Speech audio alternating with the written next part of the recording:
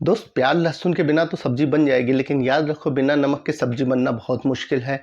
तो जो भी इंग्रीडिएंट्स हो गए इसके इम्पोर्टेंट, वो सब्जी के लिए सबसे ज़रूरी है। चाहे आप कोई भी सब्जी बनाओ, पनीर की बनाओ, कटहल की बनाओ, कद्दू की बनाओ, याद रखो कोई ऐसी चीज़ इंग्रीडिएंट होता है जो मम्मी सब में डालती है यार। तो यानी तभी वो सब्जी बनती है। तो हमारी लैंग्वेज कैसे बनेगी? हम खुद की लैंग्वेज सीखना। कोई ये नहीं कि हमारे पास 50 सेंटेंस का स्टॉक होगा या 100 सेंटेंस का, हमारे पास लाखों करोड़ों होगा। क्यों? हमारे पास एक फैक्ट्री है जो फैक्ट्री से अपने आप दनादन दनादन निकल रहा। और वो निकलेगा कैसे दोस्त? जब चीजों को आराम से दिमाग में सेट कर लोगे।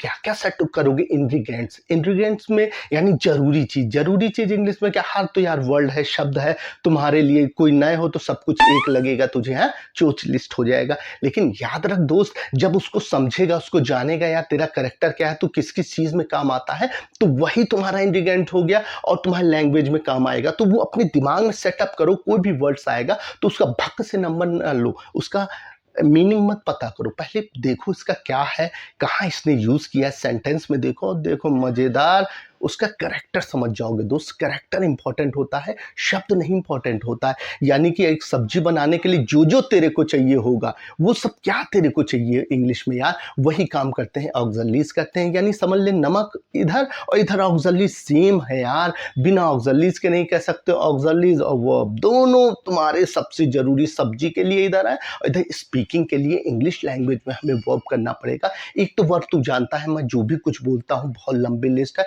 वो सारे तो वर्ब हो गए यार। लेकिन अगर मैं बोलता हूँ ऑक्सलीज, तो याद रखो हर टेंस, यानी जिस तरह की हम बात करते हैं, अभी की बात की बात, या अभी जो हम कर रहे हैं, वो जो किए बैठे हैं वो 10 साल से कर रहे हैं, हर तरह की बातों को करने के लिए हमें एक खास तरह का ऑक्सलीज अपॉइंट किया गया। और सारे ऑक्सलीज क्या है? सारे सिपाही भाई हैं, बहुत इंपॉर्टेंट है, सबकी जान बताते हैं, यानी लैंग्वेज की जान बचाते हैं। कोई भी समय की बात बोलोगे, मैं अभी की बात बोलूंगा कि मैं सच कह रहा हूं, तो I speak the truth. Speak बोला, आई के बाद मैंने स्पीक लगाया बोलने के लिए, द ट्रुथ किया सच बोलने के लिए। तो स्पीक यहाँ पे एक वर्ब का काम करेगा। अब मैं बोलता हूं, अब इसी को मैंने कह दिया आई स्पोक, यानी स्पीक को हमने सेकंड फॉर्म कर दिया, यानी बासी कर दिया दोस्त। तो इसका मतलब हो गया कि मैं पास्ट की बात कर रहा हूं। अब आपको ये पता होना चाहिए एक वर्ब कितने बदल सकता है। वर्ब 3 रूप में बदल सकता है, आपको मालूम ही है। एक अभी का ताजा ताजा नेचुरल फॉर्म रखोगे, कोई चीज पुरानी जो आप कर चुके हो उसके लिए सीधे सिंपल सा एक स्टेप पुराना करोगे, यानी स्पीक का स्पोक हो जाता। और भैया बहुत बोल चुका हूं मैं, I have spoken a lot, तो स्पीक स्पोक स्पोकन हो जाता। तो देखो सारा खिलवाड़ जो हो रहा वर्ब के साथ हो रहा है, यानी वर्ब में खिलवाड़ किया तो एक नई तरीके की बातें आ गई। वो नए तरीके की बात क्या? उसका दिमाग में तुम पिक्चर बना लोगे। तो देखो कितना आसान रहेगा कि बोलने का तरीका हमारा कितना आसान है। अब आपने बोल दिया भाई, अभी कहोगे जल्दी तो आया नहीं, लेकिन आया क्यों नहीं यार? समझ तो। अब मैं नहीं बोलता हूँ यार, मैं सच नहीं बोलता। आई डोंट स्पीक, मैं पब में नहीं जाता। I don't go to pub, मैं बार में नहीं जानता। I don't go to bar. ठीक है, तो नहीं करता हूं अगर कोई काम, तो देखो तुमको डू नॉट नेगेटिव अकेले नहीं बोला, तुमने किसी ऑक्सिलरी से चिपकाया।